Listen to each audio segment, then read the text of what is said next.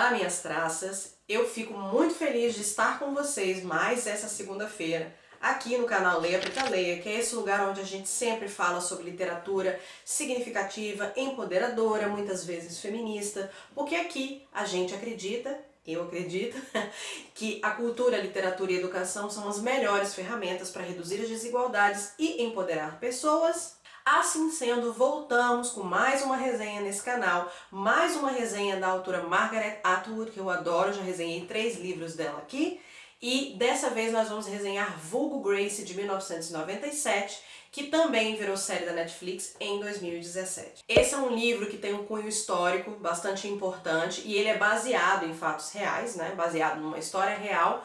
Então é isso, né? Aproveitem aqui, antes da gente entrar no vídeo, deixem o seu like, dando apoio, mostrando que vocês gostam do projeto e também se inscrevam no canal teclando no botão vermelho aqui e teclem no sininho de notificação para vocês receberem avisos de que novos vídeos vão sair. Então vamos ao vídeo.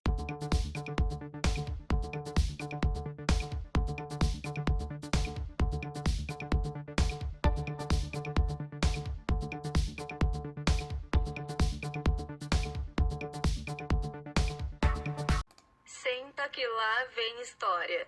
Vulgo Grace, gente, é um romance baseado em fatos reais que se baseia numa história real de uma jovem que foi condenada por assassinato no Canadá, mais ou menos em meados, né? Na verdade, na primeira metade do século XIX. A Grace era uma jovem moça de 16 anos que tinha trabalhado vários anos como empregada doméstica e que foi acusada de ter ajudado a assassinar os seus patrões junto com o caseiro da casa, que se chamava James McDermott. Então eles dois moravam numa fazenda que pertencia ao Sr. Kiernan e que tinha uma governanta que se chamava Nancy Montgomery. Então o James McDermott acabou assassinando, foi acusado de assassinar o patrão e a governanta, e a Grace foi acusada de ter sido cúmplice e também ter ajudado a assassinar a Nancy. Grace e McDermott eles foram condenados à forca ali mais ou menos 1820, nessa década aí. Contudo, houve uma petição feita por uma galera da igreja, né, da igreja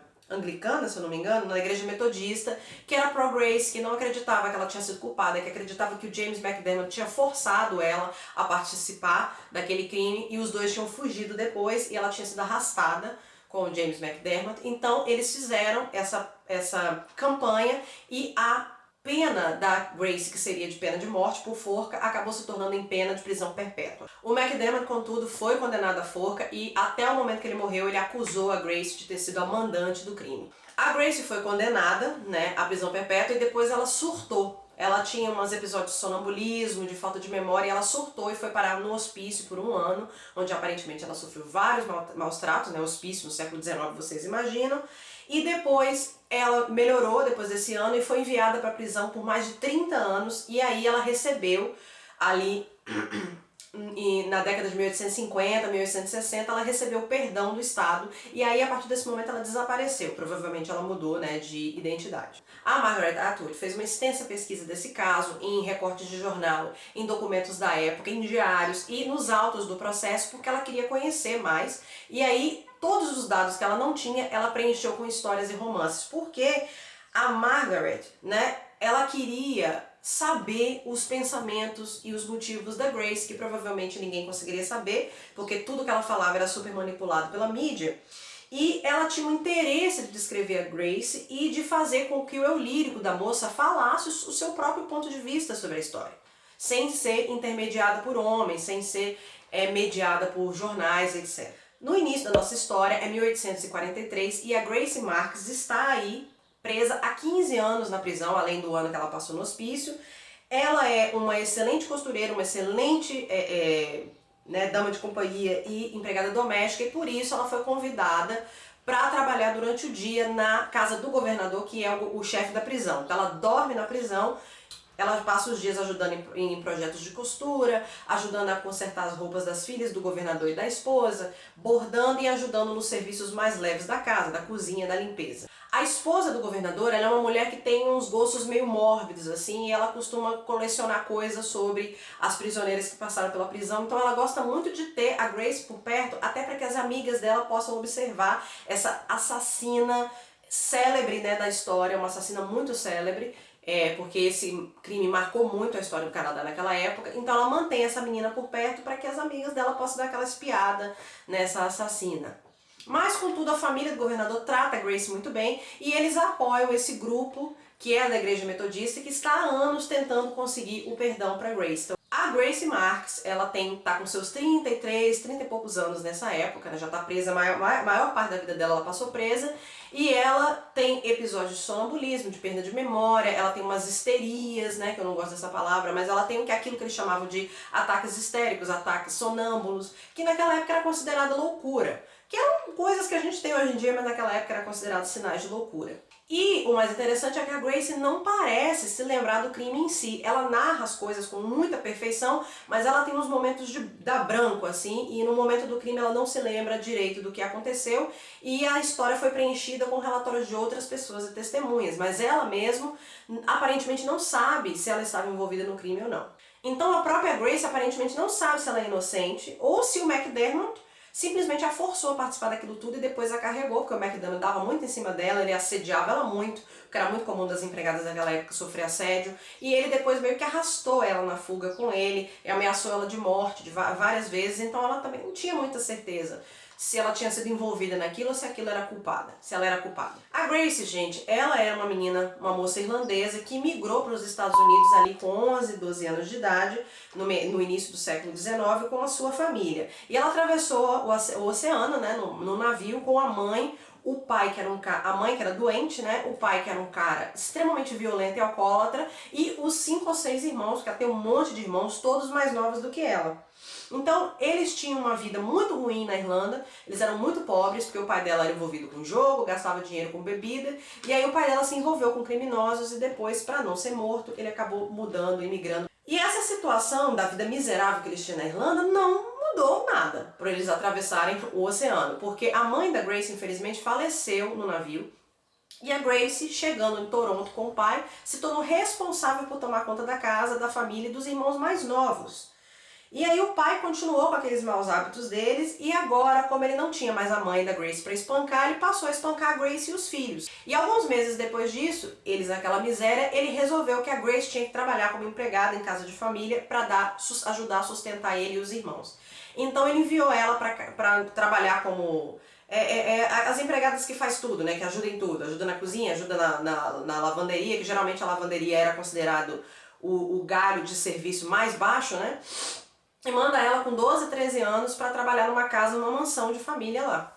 E aí é nesse momento que ela encontra talvez a fase mais feliz da vida dela, embora ela estivesse sendo explorada, né, como empregada, que é quando ela conhece a Mary, que é uma amiga dela, que vai ser a única amiga dela na história, na vida, que era uma menina canadense, 2 ou 3 anos mais velha do que ela, e a Mary é uma menina desbocada, toda voltada com a questão de liberdade e igualdade, porque o pai dela era envolvido com a revolta, né, a revolução do pessoal do Canadá, e a Mary se torna uma personagem muito importante que vai cercear a nossa história quase como um todo no final. E a gente sabe disso, gente, sabe dessa história por meio dos relatos da própria Grace, porque no início do livro a Grace está na prisão e ela recebe a visita do Dr. Simon Jordan. Ele é um psiquiatra americano que foi contratado por essa junta pro Grace para escrever um relatório psicológico e tentar desvendar se a Grace era inocente e se naquele momento dos assassinatos ela estava com alguma crise, um episódio pós-traumático e por isso ela não se lembrava. Então ele foi contratado para escrever um relatório favorável a Grace e eles pedirem assim o perdão.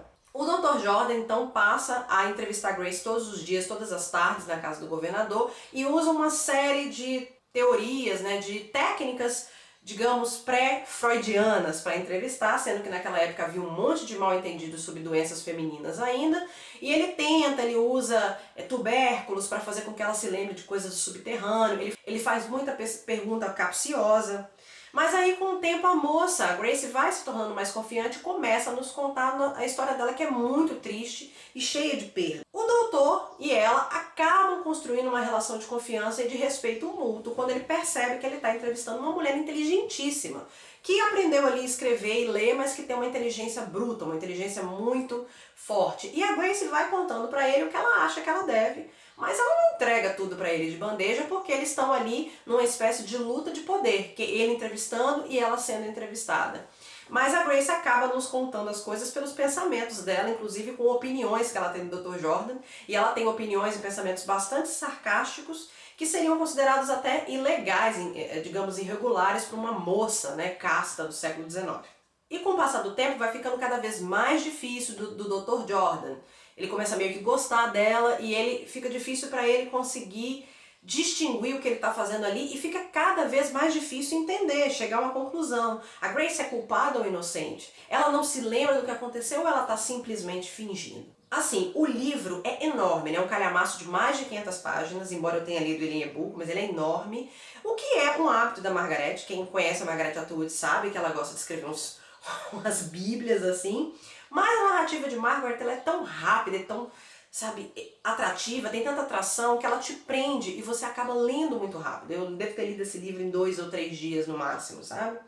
E o que mais marca é que as personagens femininas dela, principalmente a Grace Marks, são maravilhosas, são super construídas e ela não posiciona essa personagem como vilã ou mocinha, como vítima, né, ou perpetradora do problema. Ela posiciona a mulher como humana, uma mulher que no século XIX era arrastada, que era gerenciada pelo patriarcado, que não tinha direito, que se nascesse rica ia ser para casar, se nascesse pobre ia ser para trabalhar na casa da patroa, e por assim vai. Uma pessoa que não tem liberdade, muitas vezes, nem de pensar e de se expressar.